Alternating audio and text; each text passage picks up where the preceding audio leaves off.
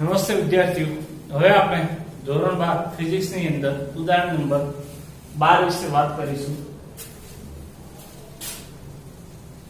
ઉદાહરણ 12 ની અંદર એક નળાકાર આપેલો છે અને એ નળાકાર માટે વિદ્યુત ક્ષેત્ર x અક્ષની દિશામાં આપેલું છે. બરાબર છે? કારણ કે અહીંથી આપણે જોઈ શકાય છે Ex વિદ્યુત ક્ષેત્ર x અક્ષની દિશામાં છે. ત્યારબાદ ત્યાં ત્રિજ્યા અને લંબાઈના મૂલ્યો આપેલા છે જે આપણે જોઈ શકીએ છીએ. હવે બીજું ખાસ જોવાનું છે કે નળાકાર જે છે એ નળાકારની ડાબી બાજુ ક્ષેત્રફળ સદિશ આ દિશામાં થશે અને વિદ્યુત ક્ષેત્ર જે છે એ આપણો જમણી દિશામાં થશે. તેવી જ રીતે નળાકાર જે છે એની ગોળ સપાટી છે એના માટે ક્ષેત્રફળ સદિશ જમણી બાજુ થશે અને વિદ્યુત ક્ષેત્ર બંને એક જ દિશામાં મળશે. બરાબર છે? અને વક્ર સપાટી જે છે એના માટે વિદ્યુત ક્ષેત્ર x અક્ષની દિશામાં અને ક્ષેત્રફળ સદિશ એ એને લંબ રૂપે ઉપરની દિશામાં મળશે. તો હવે આપણે નળાકારની ડાબી બાજુએ ફ્લક્સ શોધીશું, નળાકારની જમણી બાજુએ ફ્લક્સ શોધીશું તથા નળાકારની વક્ર સપાટી માટે ફ્લક્સ શોધીશું. તો જોઈએ નળાકારની ડાબી બાજુએ ફ્લક્સનું સૂત્ર હશે phi l left side = E delta s cos theta. ડાબી બાજુ માટે -200 મૂલ્ય લેવાનું થશે. -200 ડેલ્ટા s એ આપણને આપશે ક્ષેત્રફળ અને વર્તુળ એટલે કે ગોળાકાર ભાગનું ક્ષેત્રફળ થશે pi r² ઇન્ટુ cos 180°. ધ્યાન રાખજો વિદ્યુત ક્ષેત્ર જે છે એ ધન x અક્ષની દિશામાં છે, જ્યારે ડાબી બાજુ માટે ક્ષેત્રફળ સદિશ એ ઋણ x અક્ષની દિશામાં છે. એમની વચ્ચેનો ખૂણો 180° થશે. cos 180 નું મૂલ્ય લઈશું તો એ આપણને મળશે -200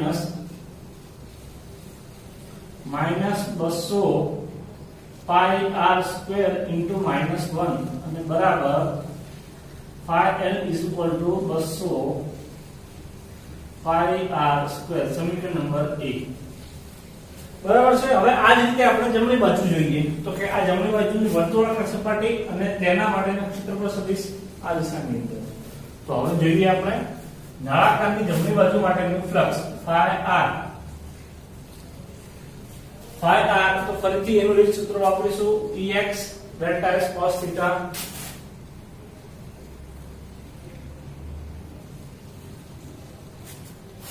Ex નું મૂલ્ય જમણી બાજુ માટે x > 0 તો 200 ન્યૂટન પ્રતિ કુલમ લેવાનું થશે. મૂલ્ય 200 ગુણ્યા ફરીથી ડેલ્ટા s ની કિંમત લઈશું pi r² ઇન્ટુ cos 0°. ખાસ ધ્યાન રાખજો વિદ્યુત ક્ષેત્ર એ ધન x અક્ષની દિશામાં આવેલું છે અને ક્ષેત્રફળ સદિશ એ પણ ધન x અક્ષની દિશામાં છે. તો આ પણ થશે આપણો 200 pi r² phi r. હવે વક્ર સપાટીની વાત કરીએ તો વક્ર સપાટી માટે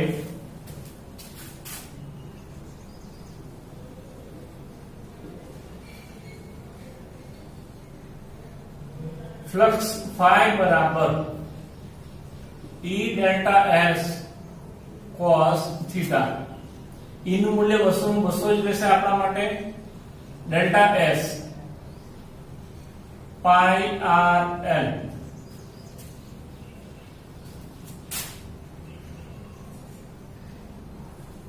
ઇન્ટુ. હવે ખાસ ધ્યાન રાખજો અહીંયા કે આપણી પાસે વિદ્યુત ક્ષેત્ર એ x અક્ષની દિશામાં છે અને ક્ષેત્રફળ સદિશ વક્ર સપાટી માટેનો એ ઉપરની દિશામાં છે. એમની વચ્ચે 90° નો ખૂણો બનશે ઇન્ટુ cos 90 અને આ થશે આપણો 0. બરાબર છે? તો આમ આપણા માટે ફ્લક્સ જે છે એ મળશે 0.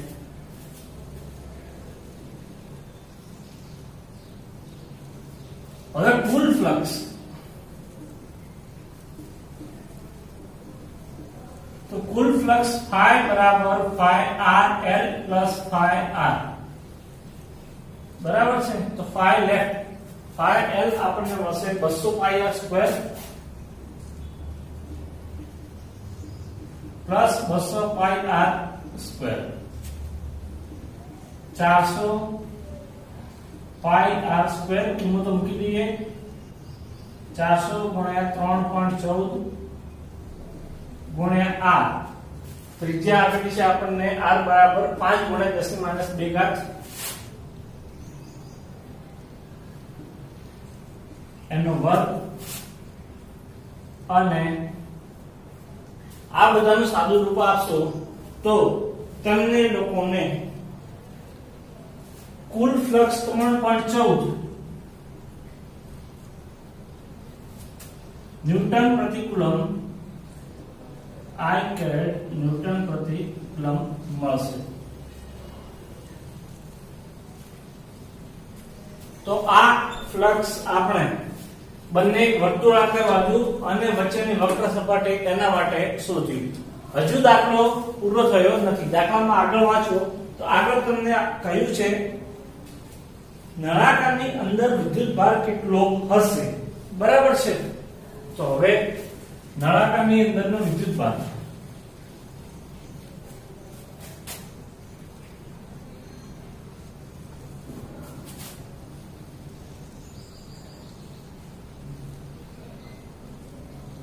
ફ્લક્સ નું બીજું ગાઉસના નિયમનું સૂત્ર છે ફ્લક્સ phi બરાબર q upon epsilon 0. તો phi into epsilon 0 બરાબર q. કિંમત મૂકી દઈએ. ફ્લક્સ કેટલું મળે છે આપણને 3.14 બરાબર છે. ફ્લક્સ જે આપણને મળે છે એ 3.14 મળે છે. એની કિંમત આપણે મૂકી દઈશું ગુણ્યા એપ્સિલોન 0 8.85 10 ની માઈનસ 12 ઘાત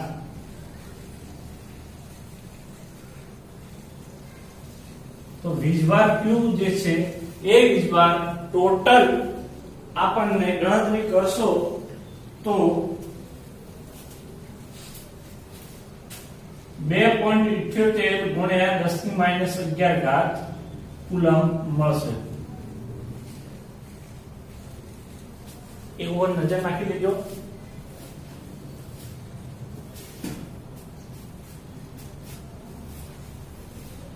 હવે ત્યારબાદ એના પછીનો દાખલો જોઈએ આપણે ઉદાહરણમાં. આપણે આગળનું ઉદાહરણ છેલ્લું ઉદાહરણ લઈશું. છેલ્લા ઉદાહરણ 13 ની અંદર આપણને એમ કહેવામાં આવ્યું છે કે એક પરમાણુ છે એની ત્રિજ્યા કેપિટલ R છે. પરમાણુના વચ્ચેના ભાગમાં ધન વીજભાર અથવા તો ન્યુક્લિયસ રહેલું હોય છે. આ ન્યુક્લિયસ જે છે એનો વીજભાર થશે Z E બરાબર છે. એટલે કે ધન વીજભાર અને એની આસપાસ ઋણ વીજભાર રહેલો છે. હવે આપણે અહીં પાઠ્યપુસ્તકમાં આપ્યા મુજબ કે પરમાણુને આ ત્રિજ્યાનો ગોળો લેવાનો છે અને એના સિવાય કોઈ અન્ય સ્મોલ r ની ત્રિજ્યા માટે સમગ્ર પરમાણુ માટે વિદ્યુત ક્ષેત્ર શોધવાનું થશે. તો અહીં કેપિટલ R એ પાઠ્યપુસ્તકમાં આપેલું છે એ પ્રમાણે પરમાણુની ત્રિજ્યા થશે અને સ્મોલ r એ આપણા માટે ગાઉસિયન પૃષ્ઠની ત્રિજ્યા થશે. ત્યારબાદ અહીં આપણે ત્રણ કિસ્સા લઈશું. Small r less than r એટલે કે આપણું ગાઉસિયન પૃષ્ઠ જે છે એ પરમાણુની ત્રિજ્યાની અંદર રહેલું હોઈ શકે. બીજું લઈશું small r greater than capital એટલે કે આપણું ગાઉસિયન પૃષ્ઠ એ પરમાણુની બહાર પણ હોઈ શકે. અને ત્રીજો કેસ આપણે આનું જે લઈશું સ્મોલ r બરાબર કેપિટલ R. બરાબર છે. ઓકે. તો હવે અહીં આગળ આપણે વાત કરીએ કે પરમાણુને આ ત્રિજ્યાના ગોળા તરીકે લેતા પરમાણુ પરનો વીજભાર વિતરણ કે કદ વીજભાર વિતરણ આપશે. તો કદ વીજભાર વિતરણ માટેનું સૂત્ર આપણને ખબર છે ρ બરાબર કદ વીજભાર ઘનતા ρ બરાબર વીજભાર ભાગ્યા કદ. બરાબર છે. તો ρ જે છે ρ બરાબર આપણને મળશે Q upon 4/3 pi r cube. બરાબર છે. એક વસ્તુ ખાસ તમે લોકો ધ્યાન રાખજો કે અહીં q બરાબર શું લેવાનું થાય આપણે શંકા થાય તો q જે છે એ આપણા માટે કેન્દ્ર જે છે એનો ધન વિભાગ આપણે લઈશું બરાબર છે ઓકે તો હવે આગળ અહીં જે છે q ને સૂત્રને કરતા બનાવીશું તો ρ ઇન્ટુ q બરાબર 4/3 pi r cube into rho બરાબર છે એક બીજી વસ્તુ ખાસ ધ્યાન રાખજો કે સોરી કેપિટલ R છે આ કેપિટલ R વડે ઘેરાયેલો વિભાગ જે છે એ ઋણ આવશે અને આ q જે છે એ આપણે જોઈશું આપણે ન્યુક્લિયસ નો વિભાગ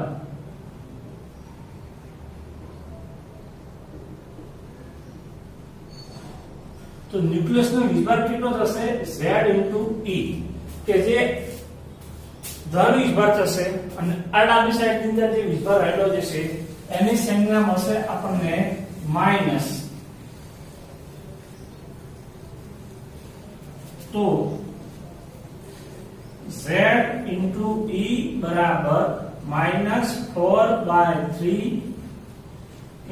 pi કેપિટલ R ઘન ઇન્ટુ ρ બરાબર છે આપણે શું કર્યું ધ્યાનથી જોજો સૌપ્રથમ જે છે કદ વિભાગ વિતરણ એમાંથી q વિભાગ રહેશે એ મૂકી દીધો હવે q વિભાગ આપણને બે રીતે મળશે એક અંદરના ભાગમાં રહેલો ધન વિભાગ જે z e તરીકે લેવાનો છે ત્યારબાદ બહારનો વિભાગ કે જે ઇલેક્ટ્રોન રહેલા છે તો ઇલેક્ટ્રોનના કારણે આપણે લઈશું માઈનસ અને અહીં આપણે ρ જે છે એને સૂત્રણ કરતા બનાવીશું તો ρ ની સૂત્રણ કરતા બનાવીશું તો આપણને છેલ્લે આવી રીતે મળશે therefore ρ is equal to minus function minus ze into 3/4 ભાગ્યા pi r cube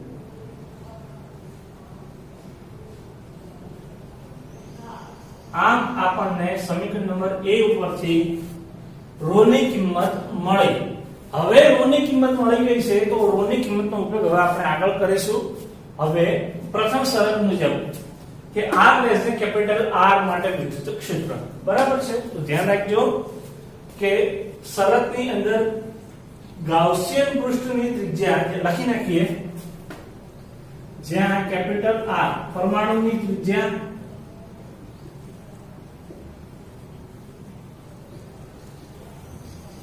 અને સ્મોલ r ગાઉસિયન પૃષ્ઠની ત્રિજ્યા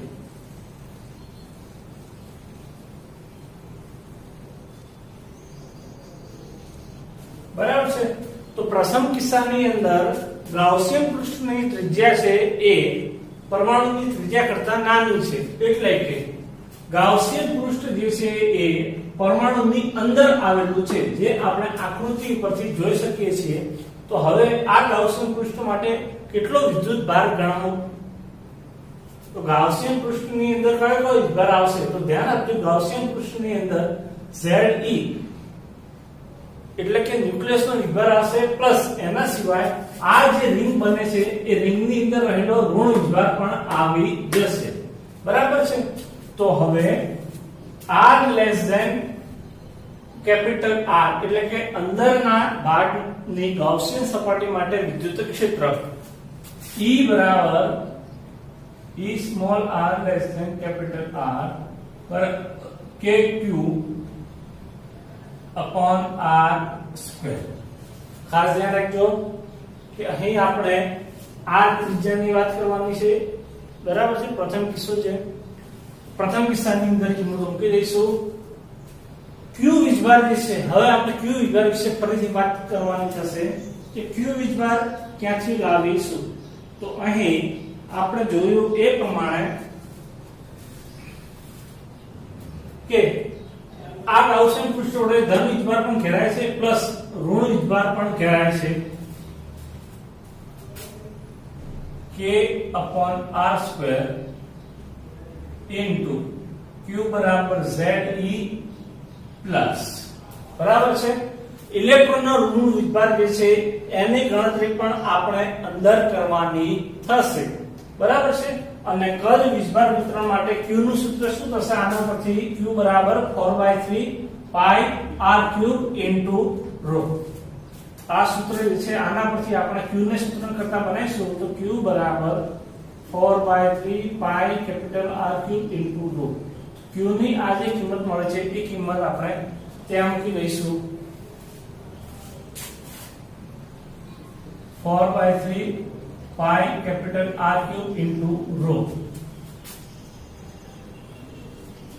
આ મળ્યો કુલ વિભાર એટલે કે ન્યુક્લિયસ વત્તા ગાઉસિયન પૃષ્ઠ બંનેનો કુલ વિભાર। હવે આપણે જાણીએ છીએ કે ρ જે છે એની કિંમત અહીંયા મૂકવી પડશે તો k/r² ZE plus 4/3 પાઈ R3 into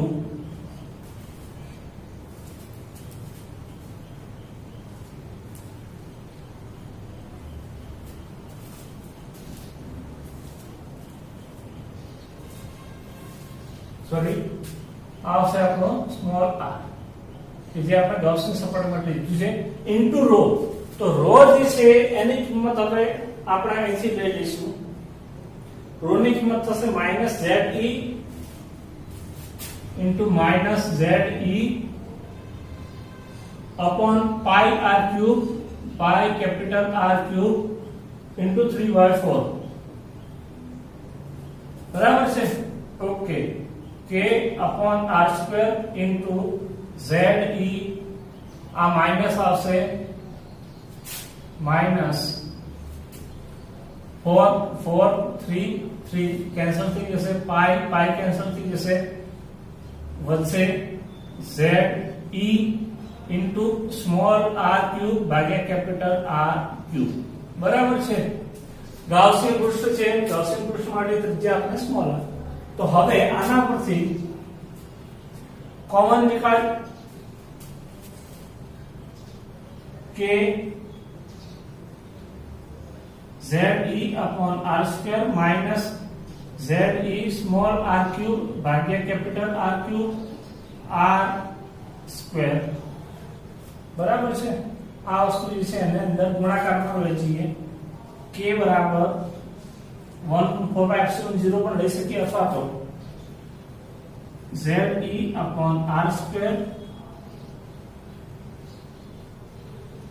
માઈનસ અહીં r જે છે એની એક ઘાત બાકી રહેશે ze into r upon R3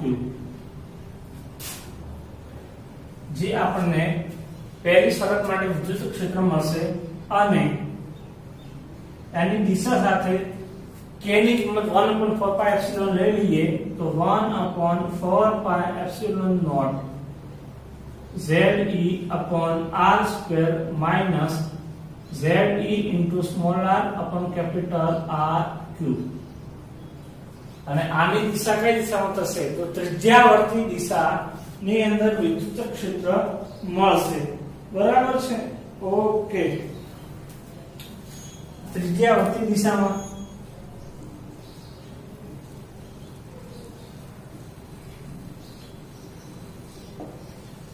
હવે ત્યારબાદ આપણે જોઈએ ભાગ નંબર 2। બીજા માટે શરત આપેલી છે r greater than R તો એના માટે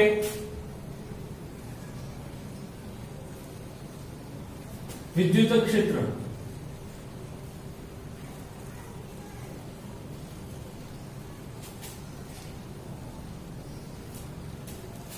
તો હવે બીજા ઓપ્શન માટે ગાઉસિયન પૃષ્ઠની ત્રિજ્યા જે છે એ ન્યુક્લિયસની ત્રિજ્યા કરતા મોટી લઈશું। તો ધ્યાન રાખજો ધારો કે આપણે આ રીતે એક પૃષ્ઠ લીધું કે જેની અંદર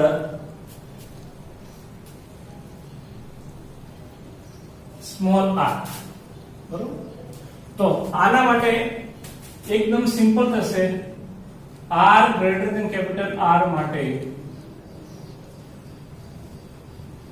ગાઉસિયન પૃષ્ઠ વડે ઘેરાતો કુલ વીજભાર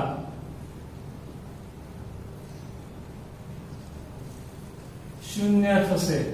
શા માટે? તો હવે ધ્યાન રાખજો કે બીજા નંબરની અંદર ગાઉસિયન પૃષ્ઠની ત્રિજ્યા જે છે પરમાણુની ત્રિજ્યા કરતા મોટી છે, એટલે કે ન્યુક્લિયસ ની અંદર ધન વીજભાર અને એની બહારનો ઋણ વીજભાર એ બંનેનો વીજભાર થશે તટસ્થ.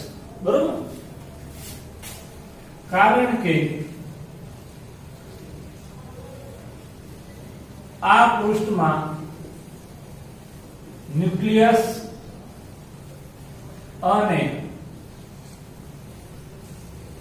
તેની બહાર નો ઋણ વીજભાર સરખા પ્રમાણમાં છે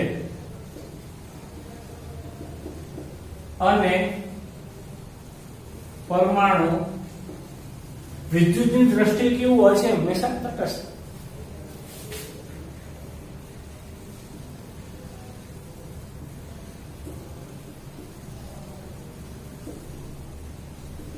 ઓકે, પરમાણુ વિદ્યુતની દ્રષ્ટિએ તટસ્થ હશે, તેથી કુલ વીજભાર Q બરાબર 0 થશે અને therefore Q is equal to 0 અને E બરાબર 0. બરાબર છે? અને ભાગ નંબર ત્રીજો ભાગ બી લઈ લઈએ. નંબર 2 નંબર 3 R બરાબર કેપિટલ R માટે R બરાબર કેપિટલ R એટલે કે ન્યુક્લિયસ પરમાણુની જે ત્રિજ્યા થશે એ જ આપણું ગાઉસિયન પૃષ્ઠ થશે. બરાબર છે? તો ફરીથી આના માટે પણ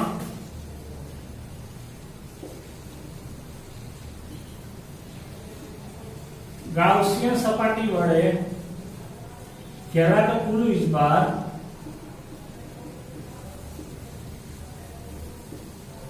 શૂન્ય થાય, તેથી વિદ્યુત ક્ષેત્ર E બરાબર 0 થશે. બરાબર છે? તો આ દાખલાની અંદર માત્ર ને માત્ર પહેલા ભાગની અંદર કે જ્યારે ગાઉસિયન પૃષ્ઠ એ ન્યુક્લિયસની ત્રિજ્યાની પરમાણુની ત્રિજ્યાના અંદરના ભાગમાં લેવામાં આવતું હોય છે ત્યારે જ વિદ્યુત ક્ષેત્ર મળશે. બાકીના બે કિસ્સાઓમાં વિદ્યુત ક્ષેત્ર મળશે નહીં.